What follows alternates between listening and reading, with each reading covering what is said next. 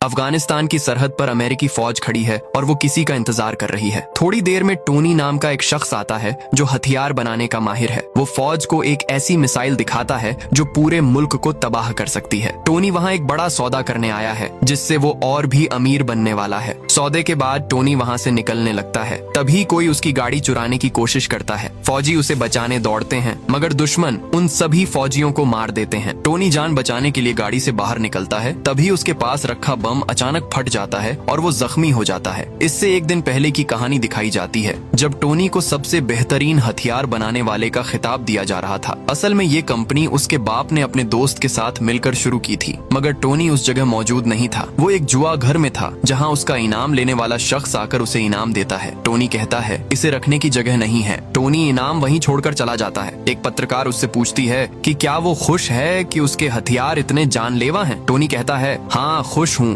क्योंकि अगर हम हथियार नहीं बनाएंगे तो दुश्मन हमें मार डालेंगे। इसके बाद टोनी को बताया जाता है कि उसके लिए अफगानिस्तान जाने वाले जहाज में सीट बुक है और वो अपने निजी जहाज से वहाँ पहुँचता है। अब कहानी वापस मौजूदा वक्त में आती है। टोनी बेहोश है और उसके सीने से बैटरी जुड़ी हुई है। होश आने पर टोनी घबरा जाता है और पूछता है ये बैटरी क्यों लगाई है। पास खड़ा एक शख्स बताता है कि बम के टुकड़े तुम्हारे जिस्म में घुस गए हैं और वो दिल तक पहुँच सकते हैं। इन्हें रोकने के लिए चुंबक लगाना जरूरी था। इसके बाद पता चलता है कि एक आतंकी गुट ने टोनी को अगवा किया है। उनका सरदार आता है और कहता है मैं चाहता हूँ तुम हमारे लिए वही मिसाइल बनाओ जो अमेरिकी फौज के पास है। टोनी साफ मना कर देता है। पास खड़ा एक और शख्स टोनी को समझाता है कि तुम्हारे पास और कोई रास्ता नहीं है, क्योंकि यहाँ से कोई तुम्हें ढूंढ नहीं सकता। वो शख्स भी एक हथियार बनाने वाला था जिसे आतंकियों ने वहाँ कैद किया था। दोनों मिलकर भागने का रास्ता सोचने लगे। हालांकि भागना नामुमकिन लग रहा था, मगर दोनों ने कोशिश करने की ठानी। उस शख्स ने कहा मुझे अपने घर वालों के पास वापस जाना है। टोनी ने कहा मेरा कोई घर वाला नहीं, बस एक ड्राइवर और एक सहायक है। दोनों ने सोचा कि एक ऐसा लोहे का सूट बनाया जाए जो गोलियों को रोक सके,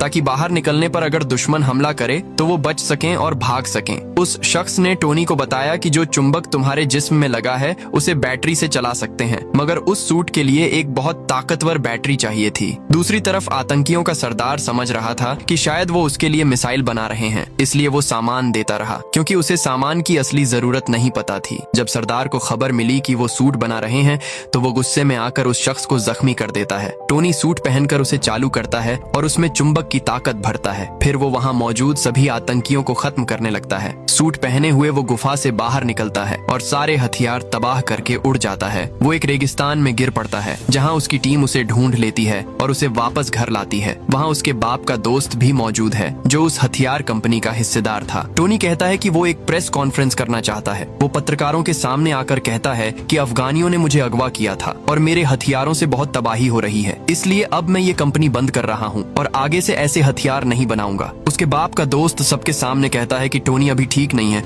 वो ऐसे ही बड़बड़ा रहा है, ऐसा नहीं होगा। टोनी वहाँ से चला जाता है और उसका बाप का दोस्त उसके पीछे जाता है। पूछता है तुम वहाँ से कैसे निकले। टोनी उसे पूरी कहानी सुनाता है और लोहे के सूट के बारे में बताता है और पूछता है देखना चाहते हो। उसने हाँ कहा। टोनी ने कमीज हटाकर सूट का एक हिस्सा दिखाया। वो हैरान रह गया और कहा ये तो कमाल की चीज है, इसे और बेहतर बनाकर दुनिया के सामने लाओ, इससे हम बहुत कामयाब और अमीर बन सकते हैं। टोनी राजी नहीं हुआ और अपनी सहायक के पास गया। उसने उससे कहा कि उसने एक नया ऊर्जा यंत्र बनाया है, इसे पुराने वाले की जगह लगा दो। टोनी की सहायक ने पुराना यंत्र टेबल पर रख दिया। उस पर कुछ लिखा था जो देखकर टोनी खुश हो गया। दूसरी तरफ आतंकियों को रेगिस्तान में लोहे के सूट के टुकड़े मिलते हैं और वो समझ जाते हैं कि ये क्या है। टोनी एक नया और ताकतवर सूट बना रहा है जिसमें ज्यादा शक्तिशाली रॉकेट लगाए गए हैं जो उसे उड़ने में मदद करेंगे। एक बार वो ज्यादा ऊंचाई पर जाता है तो ठंड की वजह से सूट जम जाता है और वो गिरने लगता है, मगर दोबारा कमांड देकर वो फिर से उड़ जाता है। घर आकर वो सूट में बदलाव करता है ताकि अगली बार ऊंचाई पर जमे नहीं। शाम को टोनी एक पार्टी में जाता है, उसकी सहायक भी वहाँ है। दोनों साथ वक्त बिताते हैं और नाचते हैं। तभी वही पत्रकार आती है जिसने पहले सवाल पूछे थे। वो बताती है कि अफगानिस्तान में अब उसी मिसाइल जैसी कई मिसाइलें बन रही हैं। टोनी को तुरंत शक होता है कि यह उसके बाप के दोस्त का काम है। वो सीधे उसके पास जाता है और पूछता है क्या तुमने ये मिसाइल वहाँ भेजी है। उसने हाँ कहा। टोनी गुस्से में कहता है क्या तुम्हें पता है कि वहाँ आतंकी इन हथियारों से बेगुनाह लोगों को मार रहे हैं और तुमने उन्हीं आतंकियों की मदद की। यह हमारी कंपनी का मकसद नहीं था। मगर वो नहीं माना और टोनी वापस घर आ गया। उसने खुद इस पर काम करने की ठानी। उसने सूट को और ताकतवर बनाया जिसमें जिसमें हर तरह की तकनीक लगाई गई। इसके बाद आयरन मैन सूट पहनकर सीधे अफगानिस्तान पहुंचा। वहां उसने सभी आतंकियों और उनके सरदार से लड़ाई की और उस जगह को तबाह कर दिया। वहां की फौज को बड़े धमाके की खबर मिलती है, मगर वो आयरन मैन को नहीं ढूंढ पाती। टोनी अपने दोस्त को फोन करता है और कहता है, मैंने ही ये सब किया है, इस मामले को संभाल लो। दोस्त ने कहा कि शायद बहुत सारे दुश्मनों ने मिलकर हमला किया होगा, यानी उसने टोनी को शक से बाहर रखा। टोनी के बाप के दोस्त को हैरानी होती है कि किसी ने इतना बड़ा हमला करके गायब कैसे हो गया। वो अफगानिस्तान जाता है और आतंकियों से मिलता है। आतंकी कहते हैं, हमें पता है कौन था, आयरन मैन ने हमला किया था और रेगिस्तान में उसके सूट के टुकड़े मिले हैं। आतंकी पैसे लेकर उस सूट का नक्शा देने को तैयार थे, मगर टोनी के बाप का दोस्त डरा धमका कर सूट वापस ले आया। टोनी को पता चला कि उसका पुराना सूट किसी ने चुरा लिया। वो अपनी सहायक से कहता है, मुझे उसे हर हाल में रोकना होगा, यह राज बाहर नहीं जाना चाहिए, वरना वो मेरे नाम से और भी बड़ी तबाही मचा सकता है। टोनी की सहायक उस शख्स के दफ्तर जाकर उसके कंप्यूटर से सारी जानकारी चुरा लेती है। उसे पता चलता है कि इसी ने आतंकियों के साथ मिलकर टोनी को अगवा करवाया था, क्योंकि वो नहीं चाहता था कि टोनी का कंपनी में कोई हिस्सा हो। वो हैरान रह जाती है। जाते वक्त वो शख्स आ जाता है, मगर वो उसे बातों में उलझा कर निकल जाती है। वो शख्स समझ जाता है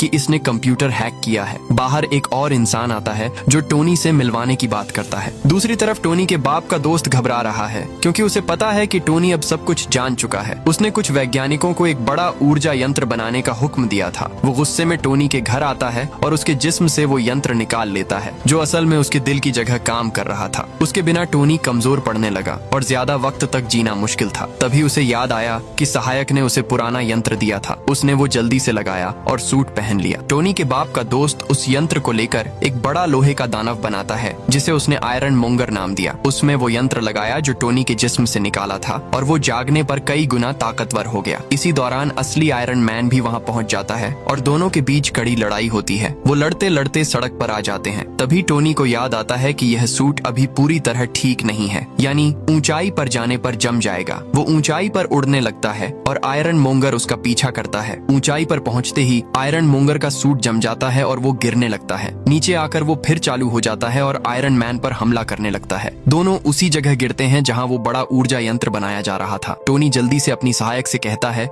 कि उस यंत्र को चालू कर दो और मैं हट जाऊंगा। आयरन मोंगर को इसकी खबर नहीं होगी। सहायक ने वैसा ही किया। यंत्र से निकली शक्तिशाली लहरों ने आयरन मोंगर को घेर लिया और वो मारा गया। अगले दिन एक प्रेस कॉन्फ्रेंस में सब टोनी से पूछते हैं कि क्या वो आयरन मैन है। एक शख्स आकर कहता है कि तुम्हें कहना चाहिए कि यह लड़ाई मेरे सुरक्षा गार्ड की निजी दुश्मनी की वजह से हुई और टोनी के बाप का दोस्त भी स्वाभाविक मौत मरा। मगर टोनी का दोस्त उससे कान में कहता है कि सच बोलो टोनी, और कहता है मैं ही आयरन मैन हूँ। और इसी जगह पहला हिस्सा खत्म होता है। अब दूसरे हिस्से की शुरुआत होती है। दूसरा हिस्सा वहीं से शुरू होता है जहाँ पहला खत्म हुआ था। टोनी ने माना कि वो आयरन मैन है। ये खबर किसी के टीवी पर चल रही है। जो देख रहा है उसका नाम इवान है। उसके बाप का अभी इंतकाल हुआ है। ये खबर देखकर इवान कहता है कि वो आयरन मैन से बदला लेगा। वो एक छोटा ऊर्जा यंत्र बनाता है जिसकी मदद से वो अपना खुद का सूट बनाने वाला है। कई दिनों बाद इवान का सूट तैयार होता है और वो उसे व्हिप्लैश का नाम देता है, जो किसी भी धातु को काट सकता था। 6 महीने बाद टोनी कुछ लोगों के सामने भाषण दे रहा है और उसने अपना सूट पहना हुआ है। वो कहता है कि उसके बाप का सपना था कि एक ऐसा शहर बनाया जाए जो सबसे आधुनिक हो, मगर वो पूरा न हो सका। अब मैं इसे पूरा करूंगा और यह सूट मेरी मदद करेगा। भाषण के बाद कुछ लोग उसके पास आते हैं और कहते हैं कि अदालत में तुम्हें बुलाया गया है। अदालत में जाकर टोनी को पता चलता है कि फौज उसका सूट लेना चाहती है। टोनी साफ इनकार कर देता है और कहता है यह मेरा है और सिर्फ मैं इसे चला सकता हूँ। वहाँ टोनी का दोस्त भी है जो कहता है कि यह सूट सच में खतरनाक है और फौज के पास होना चाहिए। एक हथियार विशेषज्ञ भी यही कहता है, मगर टोनी किसी की नहीं सुनता। वो कहता है मुझे पता है ये सब किसने कहवाया है। वो एक ऐसा शख्स है जो खुद ऐसा सूट नहीं बना पाया, इसलिए मेरा सूट लेना चाहता है। मैं तुम्हें सबूत दिखाता हूँ। और वो सबूत देता है। सब उससे सहमत हो जाते हैं और वो वहाँ से चला जाता है। इसी बीच इवान ने अपना व्हिप्लैश सूट पूरी तरह तैयार कर लिया था। टोनी अपने सूट की जांच कर रहा था। उसमें एक रासायनिक तत्व था जो फायदेमंद होने के साथ ही जानलेवा भी था और वो उसके जिस्म में जहर घोल रहा था। इसी दौरान टोनी ने सोचा कि अगर मैं मैं मर गया तो कंपनी का क्या होगा। वो अपनी सहायक को बुलाकर कहता है कि आज से तुम इस कंपनी की मालकिन हो, अपनी मर्जी से काम करो। फिर एक कार दौड़ का दृश्य दिखता है जिसमें टोनी भी हिस्सा ले रहा है। तभी व्हिप्लैश बनकर इवान वहां आता है और उस पर हमला करता है। हमले में टोनी की गाड़ी 2 टुकड़ों में टूट जाती है। यह खबर टोनी की सहायक देखती है और कहती है हमें अभी मदद के लिए जाना होगा। वो वहां पहुंचती है और टोनी को उसका सूटकेस देती है जिसमें आयरन मैन का सूट था। टोनी सूट पहनता है और दोनों के बीच लड़ाई शुरू हो जाती है। व्हिप्लैश हर हमले को रोक लेता था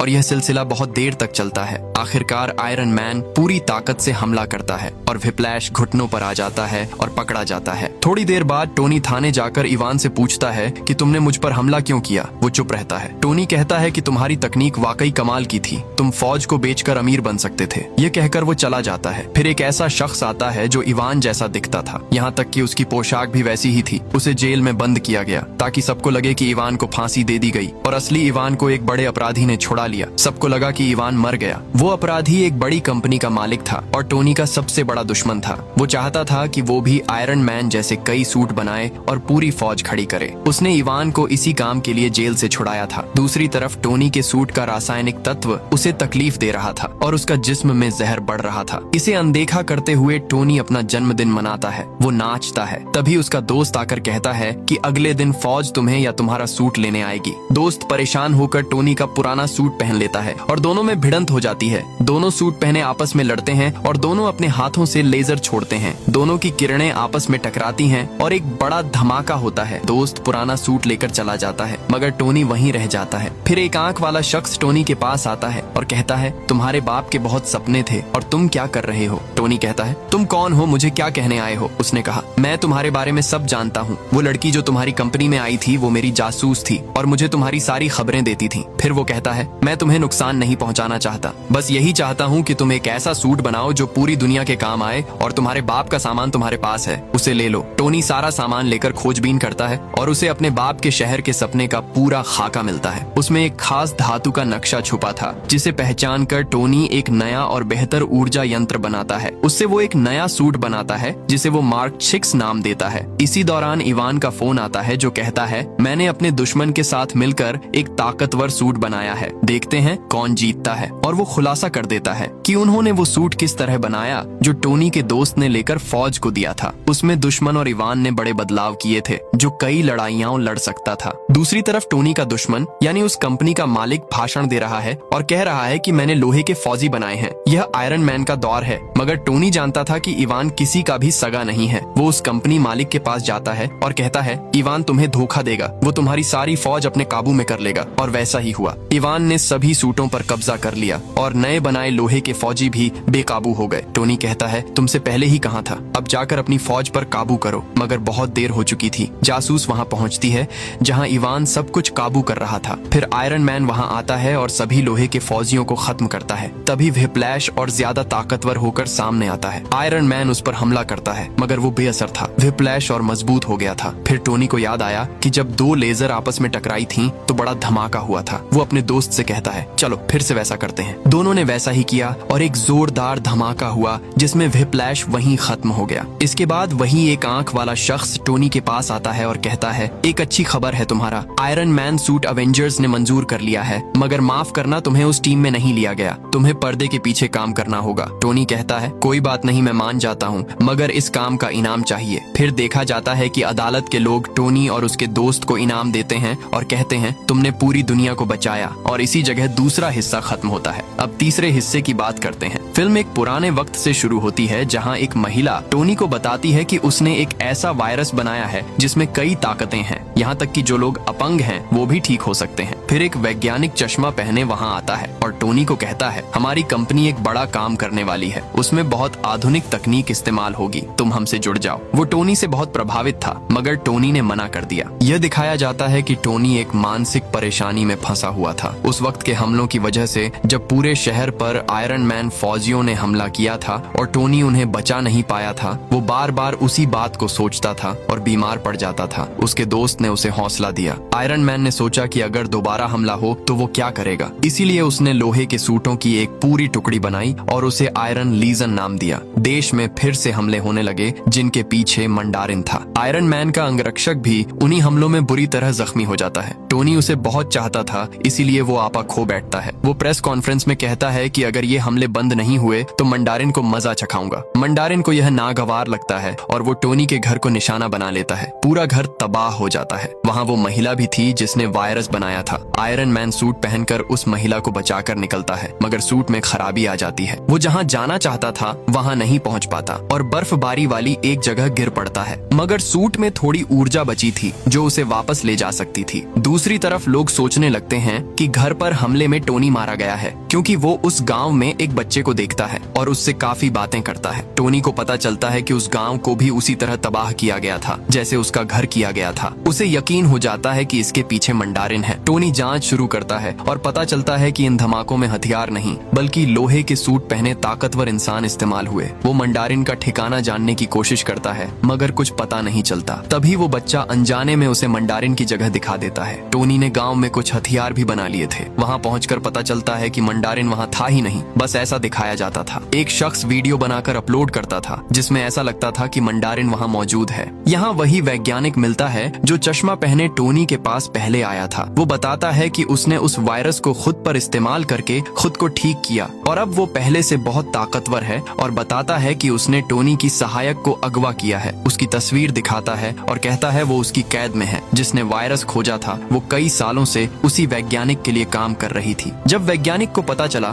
कि वो टोनी से मिलने गई थी तो उसने उसे मार डाला। टोनी को पता चलता है कि वो वैज्ञानिक बहुत आधुनिक तकनीक इस्तेमाल करता था, इसीलिए उसे कोई ढूंढ नहीं पाता था। वहाँ वॉर मशीन भी थी जो टोनी के दोस्त द्वारा चलाई जाती थी। वो वही पुराना सूट था जो उसके दोस्त ने ले गया था कि यह वही सूट है। वो उसे लेकर वहाँ से भागा क्योंकि उसे मंडारिन का ठिकाना ढूंढना था। इसी दौरान टोनी को पता चलता है कि वैज्ञानिक उस सूट को पाने के लिए अमेरिकी राष्ट्रपति को मारना चाहता है। इसे किसी भी हाल में रोकना था। राष्ट्रपति एक देश से दूसरे देश जाने की तैयारी में था। वैज्ञानिक उसे अगवा करके अपनी गुप्त जगह ले जाता है जहाँ कोई नहीं पहुँच सकता, मगर टोनी वहाँ पहुँच जाता है। वहाँ जाकर वो दूसरे यात्रियों को बचाता है, मगर जब राष्ट्रपति को बचाने की बारी आती है तो वैज्ञानिक उन्हें लेकर भाग जाता है। मगर उस वैज्ञानिक की गुप्त जगह का पता चल जाता है जो एक समुद्री किनारे के पास थी। वो राष्ट्रपति को इसलिए लाया था क्योंकि वो उनकी मौत को लाइव दिखाना चाहता था ताकि सब में दहशत फैले। अब टोनी और उसका दोस्त उस गुप्त जगह पहुंचते हैं। टोनी कहता है मैं अपनी सहायक को बचाऊंगा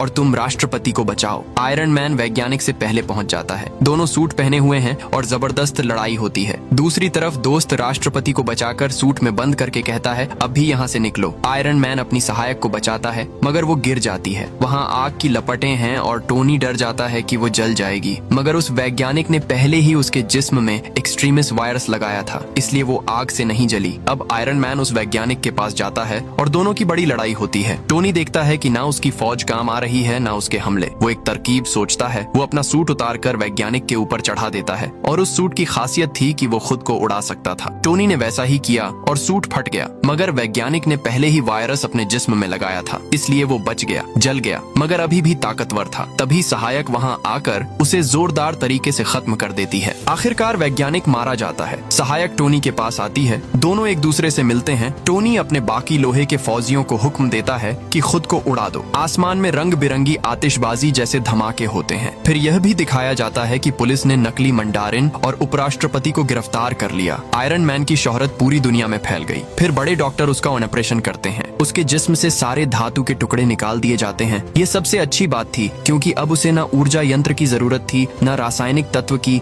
और ना ही सूट की जरूरत थी। वो उस यंत्र को समुद्र में फेंक देता है और उसकी सहायक जो कंपनी की मालकिन बन चुकी थी वो भी ठीक हो जाती है। और यहाँ फिल्म एक खुशनुमा अंजाम के साथ खत्म होती है। उम्मीद है कि आपको तीनों हिस्से पसंद आए। आपका बहुत बहुत शुक्रिया।